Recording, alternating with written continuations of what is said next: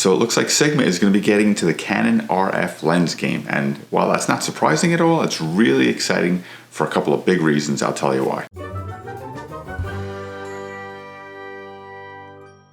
Over at CanonRumors.com, they're reporting that Sigma is kind of planning on announcing their development of lenses in the RF line. And while that's kind of a rumor and vague and nothing concrete, and probably still kind of far off, maybe going into 2021, it really is very exciting. The RF line is Canon's full-frame mirrorless camera system, and we've become bigger fans over the past few years of using third-party lenses. Now, it's funny, right after I read this article, I was driving here on Long Island, and it occurred to me that US headquarters for Canon, Nikon, and smaller companies like Sigma and Tamron are all really close to each other right here on Long Island. I mean, Canon and Nikon are really a short walk away from each other.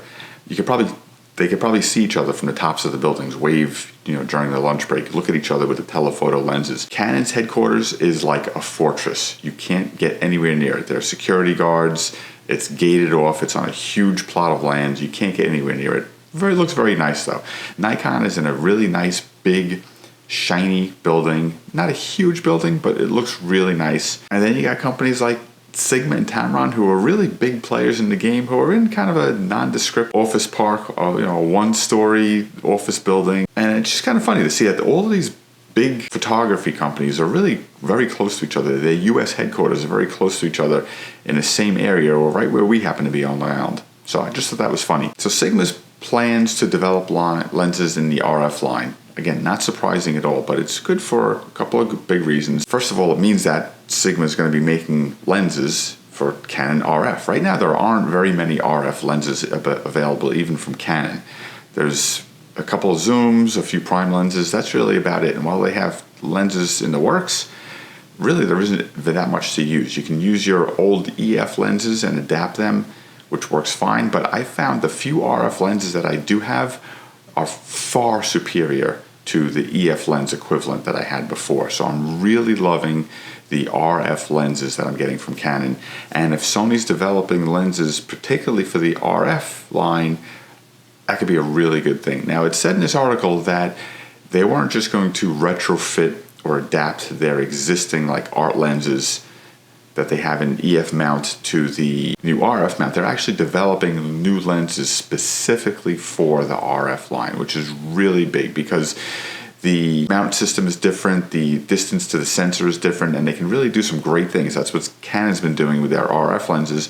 They can really do some really nice things with the lenses with this new technology, with this new setup in the Canon full-frame mirrorless. In addition, they said that Canon's announcement, or really coming out soon, of the R5 really accelerated their plans to develop these lenses, which is the other part that's really exciting to me, in that it means that, this Canon full-frame mirrorless is really fairly new. It's only a year and a half old or so, this whole line. I've been using the Canon R for almost a year now. I really love it. I'm really looking forward to the R5, but really what it means is that this is really becoming legitimate as far as, this lens lineup, this camera system is really going to take hold, and going forward is going to be a huge player in the game. I love the Canon R. Like I said, I'm really looking forward to the R5, and the fact that Sigma is going to be making lenses specifically for the RF mount, specifically in response to the announcement of the R5 and how excited they are to get stuff out just for that camera,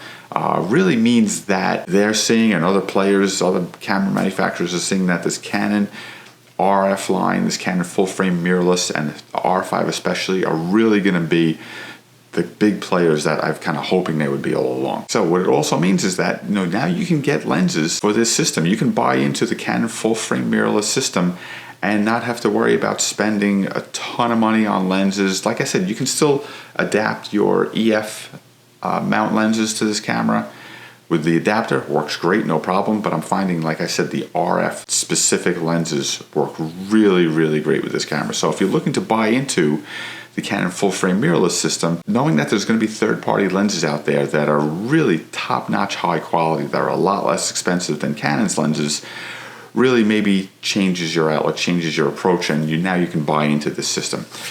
I, for years and years and years, would only use Canon lenses, and I'm a little bit of a lens snob, I know, but I would only use Canon lenses. I felt like they were the best. I had tried other lenses, I didn't like them, but then Sigma 7 or 8 years ago came out with their art series. They have art, they have contemporary, they have sport, and I got a couple of the art lenses, the 35mm and the 50mm, and I loved them. They were much better than my Canon lenses. So if they're going to be developing lenses along those same lines, I'm confident that I can get the kind of results that I want, that I'm used to getting in a third-party lens like Sigma. And Tamron also. Tamron's a big player. Being able to use third-party lenses that are specifically made for these cameras, it's a really big deal, because now you can get, if your budget was for one, big Canon zoom lens, either the 16-35 or 15-35 for the RF, or the 70-200, that really nice one.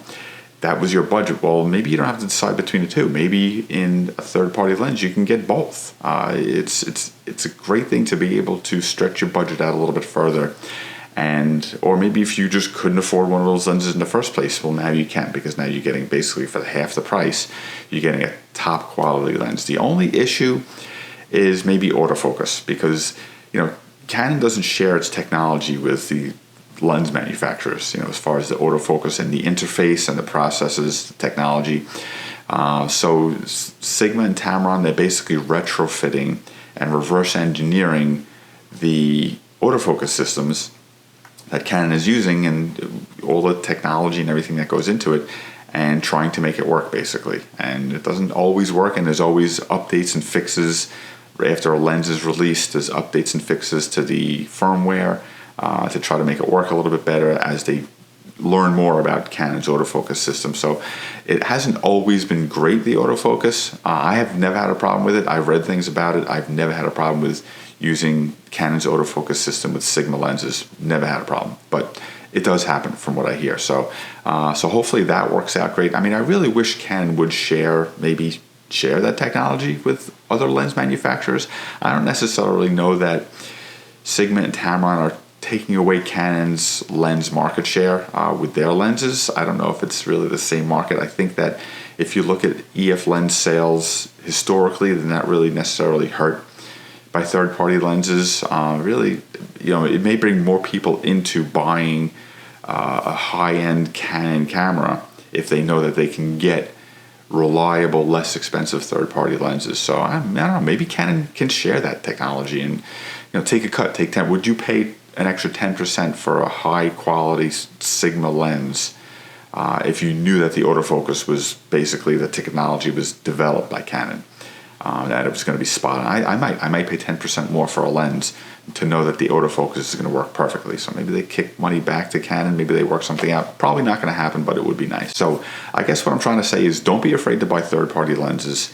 They are great. Try them out. Make sure that you like them. But these other lens manufacturers really, especially over the past few years, have been bringing really good quality products that are, in many cases, as good as or even better than the Canon or the Nikon lenses specifically. And you get a lot more for your money. You're getting basically the same quality lenses. Like I said, the Sigma lenses that I was using, the art lenses, I got them because they were better than the Canon lenses that I was using. So you're getting the high quality without having to pay the huge price, and maybe get a couple of extra lenses, or get a more expensive camera system, because now you can afford it because you're not spending a ton of money on lenses. So don't be afraid to buy third-party lenses. If you're not following CanonRumors.com, I check that website probably multiple times a day, every day, just to see what's coming up, what's coming out. Just a fun thing to do. So definitely follow CanonRumors.com. I'm going to put a couple links here to videos that we did about third-party lenses and things like that, so you can check those out. If you have any questions or comments, definitely put them in the comments below. Thanks for watching, and we'll see you next time.